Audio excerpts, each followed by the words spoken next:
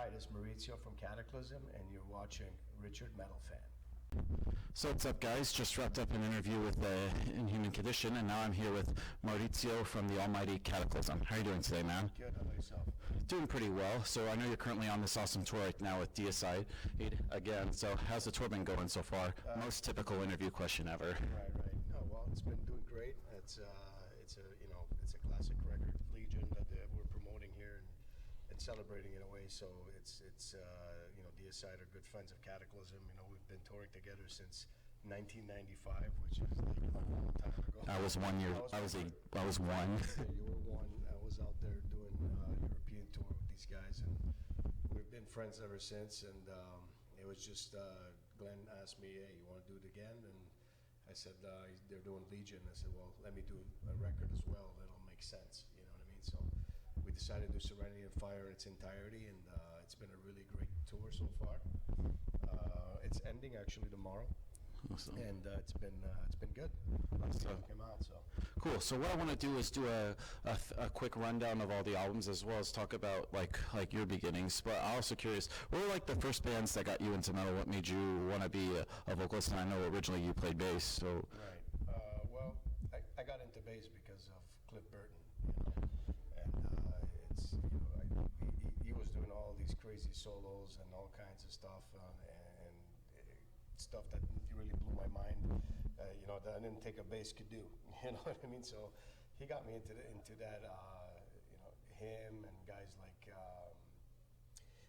Didi Verney from Overkill, all these killer bass players that were really dominant in their sound. They'd always be popping out and in the mixes, and that always got me interested in the instrument. But music in general, I started off listening to Michael Jackson, you know what I'm saying? So nothing wrong with that. I went from Michael Jackson to all the way into a progression that got me into Metallica, and then after that, all the crazy stuff. So, that's how my influences came about, in metal. So it really was from the beginning.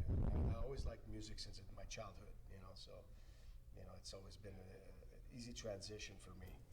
But I was always a rebel and outcast, and metal was the thing that called my name, Awesome. And from what I saw in Metal Archives, your first band was called TSD. I don't think anybody's ever talked about that. What's that about? Well, when Kataklysm in its early, I'm talking about infant stages, was just a bunch of dudes in high school, and we started a band, and the first name was TSD, which was called The Smiling Dead.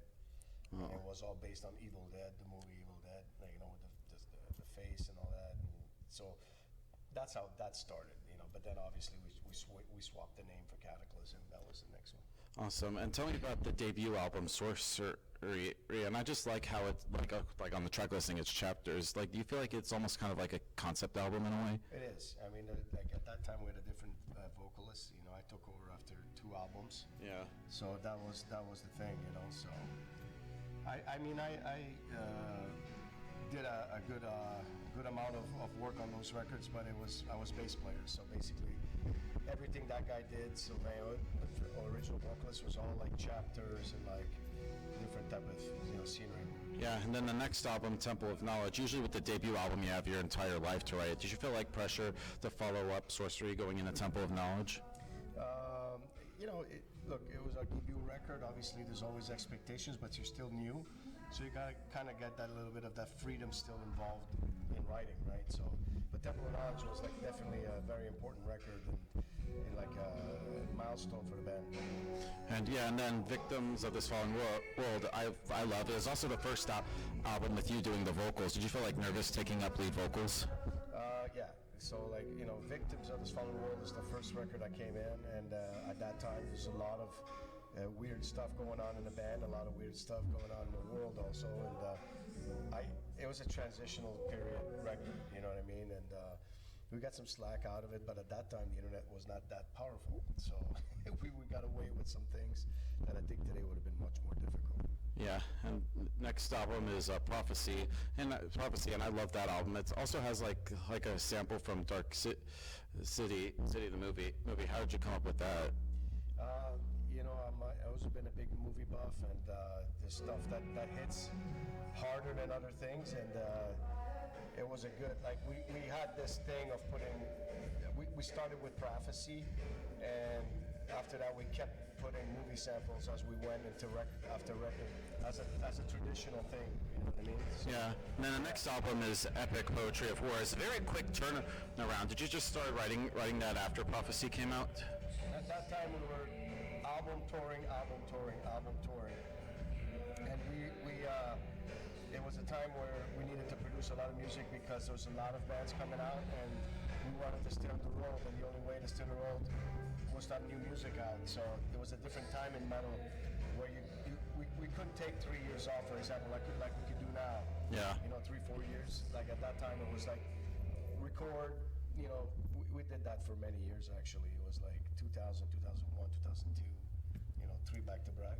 Yeah, records, yeah. and of course, Shadows and Dust is another great album, and this year marks the 20-year anniversary of that. How do you feel about that versus, do you have like a different mindset about it now as opposed to when you first put it out?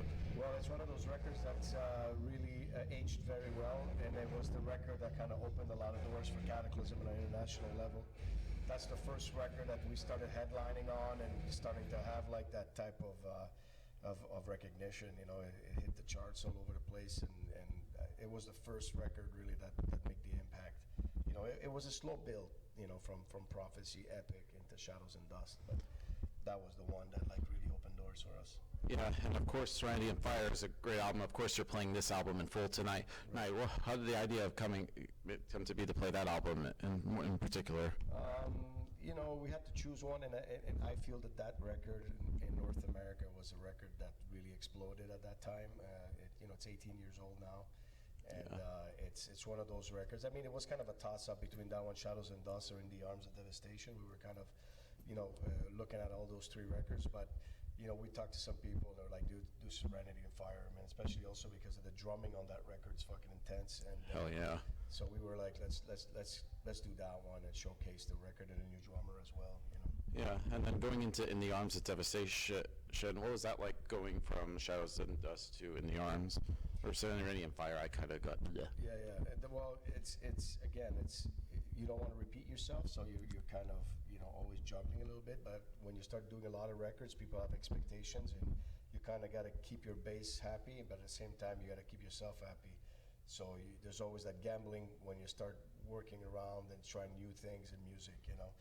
But I don't think any Kataklysm records sound the same. You know, you could tell it's the same band, but everything is different, like as far as the writing is concerned and everything. Like it's different vibes because we're living in different times also. As we evolve and get more mature, our music will change with us. I mean, that's kind of like a given, you know, when you're a musician. Some musicians are not able to reproduce what they've done early in their career, then they get criticized for that, you know. So.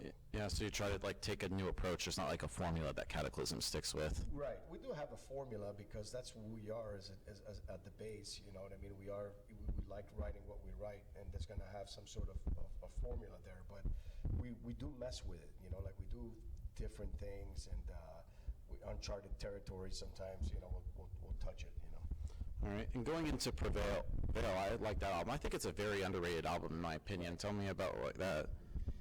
Well, huge expectations on that one coming off In the Arms of Devastation. In the Arms of Devastation, when that record came out, it was like a massive record, like worldwide. Like we had, they call it the trifecta, which is the Shadows and Dust, Serenity and Fire, and In the Arms. They were all back-to-back kind of records, and you know, it's that album that kind of put the band on the map internationally after Shadows and Dust kind of opened the doors. Serenity and Fire kind of widened up everything, but then In the Arms of Devastation was the record, you know. But then Prevail is a type of record that, you know, was very straightforward. We did a very aggressive record with that one, and I think some people expected a bit more melody on that record, but it depends what you like. Some people, you know, Prevail is their favorite record that we've ever done. So it depends, you know. So some people want us to just play Prevail stuff. Some people ask, you know, Serenity and Fire or In the Arms. So when you get so many records in, you know, it starts getting complicated. But yeah, it's got to be hard to put a set list together. Right. Yeah, kind of like switching topics. In 2008, you also formed a side band called XDO, and you put out Romulus. How did you form XDO? Well, you know, I've always been a history buff, and you know, me being Italian origin, I I grew up with all that stuff with the Roman Empire and all that stuff in my household was like kind of like, when we took vacations to see Rome, we were always educated on our history and where we come from and all that stuff. And it's a huge, crazy, time where I think wasn't never explored in metal. And when Amon Amarth does their thing with the Viking stuff, and but that doesn't relate to me. I like the music and everything, but it doesn't relate to me as far as the mythological approach. So I figured I'd do something a bit different. And because I also have to give Kataklysm a break. We're doing so many records that sometimes you got to let some things breathe a little bit. And I said, why don't we just try this? And we did it, and it took off right away. And it did well as well. It's just the touring part is difficult with XDO. It's a very elaborate type of band, Yeah, and then going back to Kataklysm with Heaven's Venom, what was that like going from Prevail to Heaven? Well, it's again, you're dealing with pressure, changes of industry, changes of things that happen all the time when you're in a metal band. Something that 10 years ago I would say was super fresh, now starting to be like, okay, well, what can you guys do to keep it going differently and stuff. We stuck with some of our initial influences and basic functions as far as writing's concerned, because that's what made the band what it is, and we wanted to elaborate on that too. And Heaven's Venom is a straightforward record. I think it really comes off Prevail type of writing. It's very close to that record, in my opinion. And but we got two massive tracks on there, Push the Venom and At the Edge of the World, which are songs that we have to play live. Like, they're very, very important songs. Yeah, for the staples. Yeah, and then going back to XDO, I know you've released Cayuga, and I know this year marks 10 years of that album. What was like the thought process following up Romulus? Well, XDO is like I said, that's, the easier part with that. Well, it's not easy, right? When you write something like, a historical concept, you have to, like, if you're doing some like Amon Amarth would do, you're talking like mythological, which never, like, it's debatable if it happened. A lot of it is fantasy, right? Like in the Roman Empire, it's like ancient Rome, everything happened. So basically, I have a catalog of events where I could talk about that really happened, which is some of the stuff is like unreal, and then you're able to kind of put that into music, like as a soundtrack. You know what I mean? And that's what's really cool about it. So there's so many characters. I mean, I did Caligula, I did Nero on the last record, and so it's there's so much to talk about, and I'm gonna do stuff on Caesar more in the future. So. Cool. And next Kataklysm album is waiting for the end to come. I know next year is gonna be 10 years of that album. I'd love to see you do a celebration of that somehow. Which one? Sorry. Like waiting for the end to come. Yeah.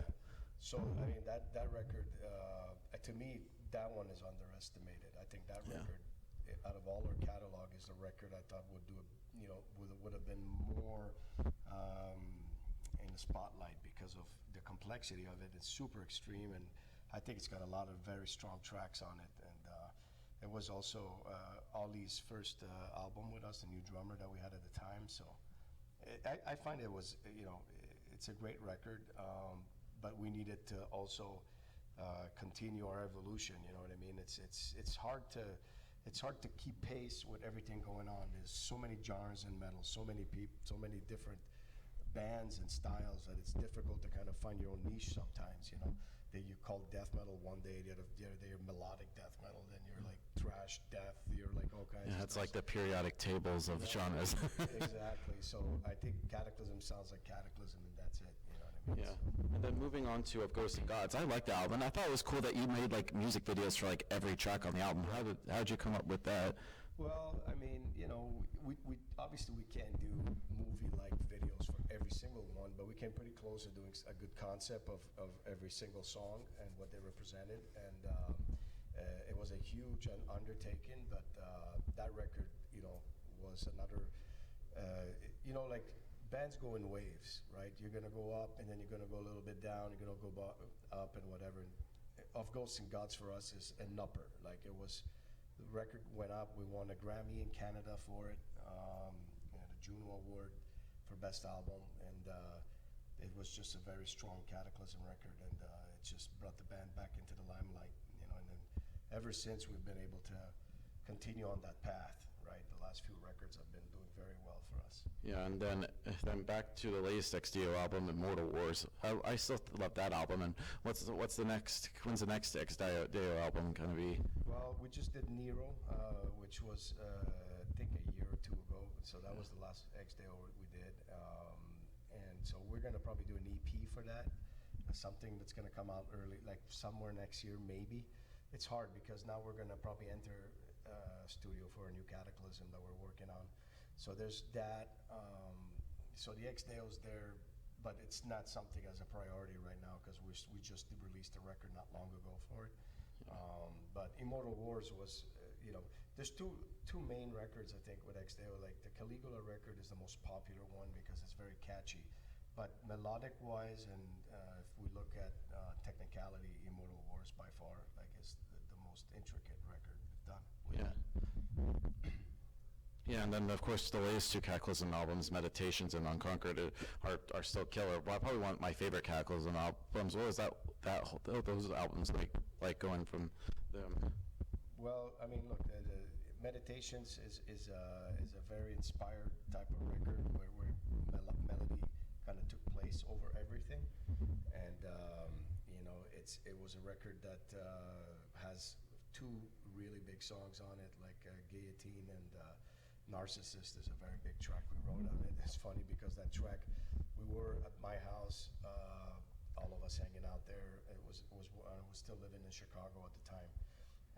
I now live in Florida, but when I was over there, we were in our the basement, and we were just like hanging out. And I said, dude, let's write a 3-minute song or 2-minute song with 3 riffs in it, like something ridiculous. And we did it, and it just became a hit on the album. So it's like, if you look on Spotify, I think it's #1 right now. So it's like kind of weird. And we just, sometimes music is like that. You don't overthink it. You just go in and do it. You know what I mean? And that's the thing. So yeah. So you just yeah. Yeah, sorry. So do you usually, is just inspiration just come out of nowhere, or do you try to like put yourself into like a mind frame to get into that creative flow? Yeah, I mean, it's so we have to have a feeling for things, and we have to have a moment where you're ready to and inspired to write, right? So sometimes when you have too much pressure and your label's like, you got to put a record out, that's when bands make mistakes, I think, because they're not going naturally in it, and you don't do the right record, or it doesn't have the elements that need to be there. But for Cataclysm, like, we never really had that pressure, except we did have it a little bit in that time frame. But Unconquered, was already ready. We were that record for me is probably one of my favorites we've done, even if it's the latest one. It don't matter to me. It's really about how the feeling behind it. And that record, I remember we were in Atlanta. Actually, we were here filming the video for it, for the Kill Shot. Yeah. And then we were at the airport, and they were like, the world's gonna get shut down because of this virus that was coming out. Yeah. But the record was already done. Like, everything was ready to go. So then it was delayed 6 months because of everything going on, and then it released. We decided to release it anyways because of the to me, music's therapy, and I was like, people are home doing nothing, let's release music. Why not do it? Because economically it wasn't the smartest move. Yeah. Because it's like you can't, nobody knew even if a CD could be shipped. You know what I mean? It was like a weird time, but we decided to do it. It was the best move we made, and people appreciated it. The fans appreciated that very much, and it's a slow builder record, but like now, 2 years later, it's like a dominant record of Cataclysm. I mean, it's like Underneath the Scars and songs like that are like top songs now. Yeah. Awesome. So before we go, I just want to thank you for this interview. Is just anything else you would like to plug? Just thank you for your time doing the interview, and just to everybody that's in the metal scene, keep doing what you're doing, spreading the word, and we appreciate you all, so thank you. Awesome. So Maurizio from Cataclysm, we'll see you next time.